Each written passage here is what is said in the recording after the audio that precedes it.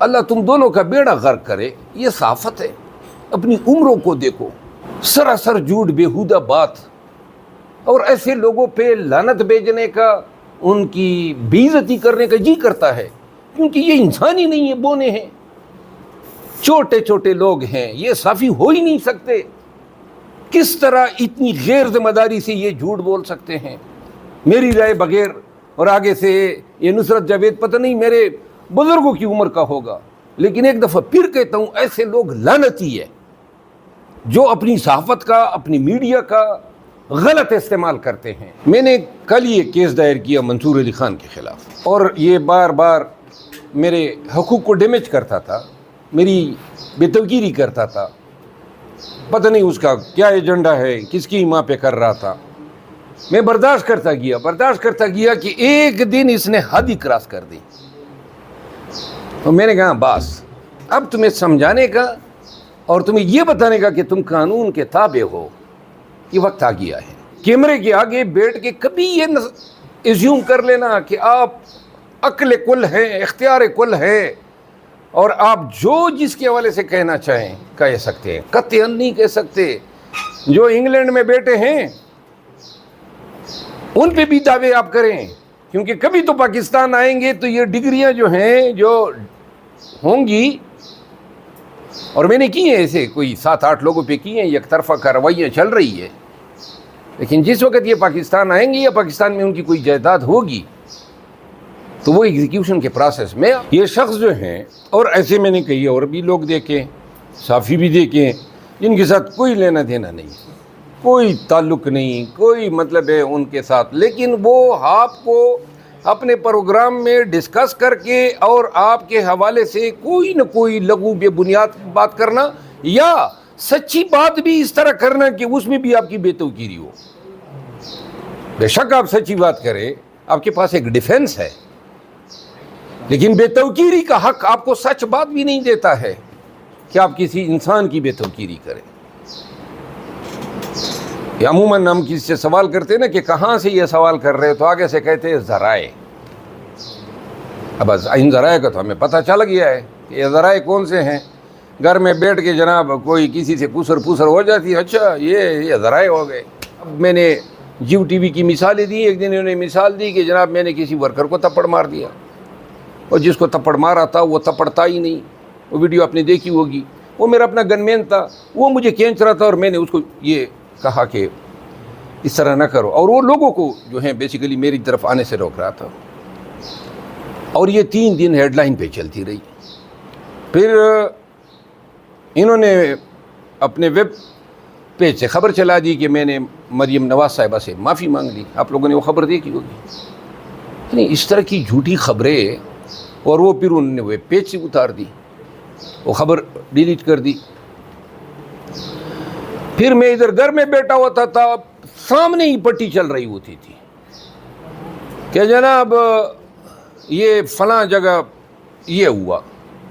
وہ بھائی اللہ تم لوگوں کا بیڑا غرق کرے، یہ صحافت ہے۔ اب نصرت جاوید ایک زمانے میں بڑا اچھا لکھا کرتا تھا، میرے خیال میں ڈان اور نیوز کے ساتھ بھی رہا۔ اس دن اس نے ایک ٹویٹ چلائی، اب اس کی عمر دیکھو، اس کی ایکسپیرینس دیکھو، یہ نہیں ہے نا کہ 2 یا 4 سال کا کوئی ینگ صحافی ہے، وہ ایک اور ساتھی صحافی کو بلاتا ہے، بٹھاتا ہے، اور پھر لائیو کنورسیشن میں میرا ذکر ہوتا ہے، اور کہتے ہیں کہ جی میں نے سعودی ایمبیسیڈر تک رسائی حاصل کرنے کی کوشش کی، میں اسے ملنا چاہتا تھا۔ یعنی کہ اللہ تم دونوں کا بیڑا غرق کرے، یہ صحافت ہے۔ اپنی عمروں کو دیکھو، سراسر جھوٹ، بیہودہ بات، اور ایسے لوگوں پہ لعنت بھیجنے کا، ان کی بے عزتی کرنے کا جی کرتا ہے، کیونکہ یہ انسان ہی نہیں ہے، بونے ہیں، چھوٹے چھوٹے لوگ ہیں، یہ صافی ہو ہی نہیں سکتے۔ کس طرح اتنی غیر ذمہ داری سے یہ جھوٹ بول سکتے ہیں؟ میری رائے بغیر، اور آگے سے یہ نصرت جاوید پتہ نہیں میرے بزرگوں کی عمر کا ہوگا، لیکن ایک دفعہ پھر کہتا ہوں، ایسے لوگ لعنتی ہے جو اپنی صحافت کا، اپنی میڈیا کا غلط استعمال کرتے ہیں، جھوٹ بولتے ہیں۔ کسی کی اشارے پہ یہ خبر کسی نے، میرے مخالف نے ان کے منہ سے کہلوائی، اور یہ استعمال ہوئے. تو لہٰذا ان کی کوئی توقیر بنتی نہیں ہے. اور اگر کوئی میری توقیری کرے گا، میرا حق ہے کہ میں 10 گنا اس کو ریٹرن کروں کہ جی لے لو، سود سمیت لے لو. آئندہ جھوٹ بولو گے تو یہ یاد رکھیں گے کہ فلاں نے اس طرح ریئیکشن دیا تھا.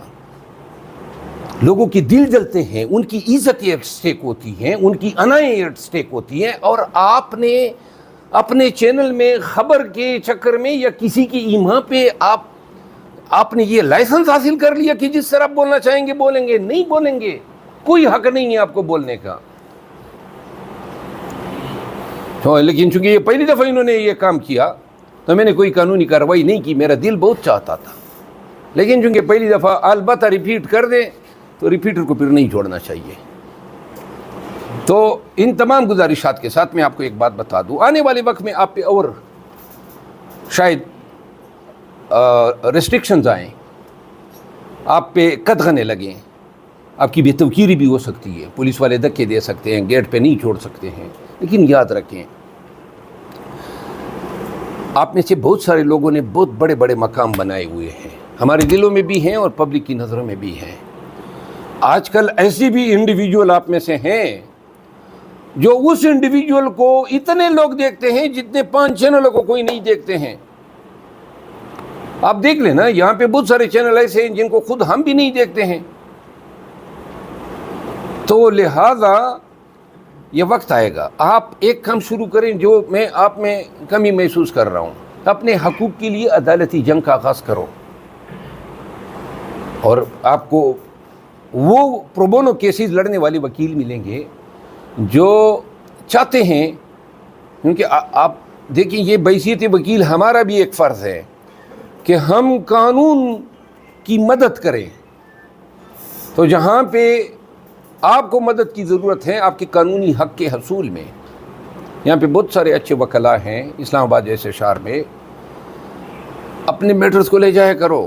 مثال کے طور پہ آپ اسپیکر نیشنل اسمبلی نے یہ آپ کی اسمبلی میں داخلے پہ قدغن لگا دی، تو بحیثیت ایسوسیشن کے بیٹھ کے سب ایک ویڈیو میسج بنا دیتے اور ٹویٹر پہ چلاتے، اس پہ احتجاج کرتے. اسپیکر صاحب سے مطالبہ کرتے کہ جناب کیوں آپ لوگوں کو یہ اس حق تک رسائی جو ہے انفارمیشن کے حق تک، کیوں آپ اس پہ قدغنیں ڈال رہے ہیں. تو یہ بات اٹھتی چلتی، اسپیکر صاحب کے کانوں تک بھی پہنچتی.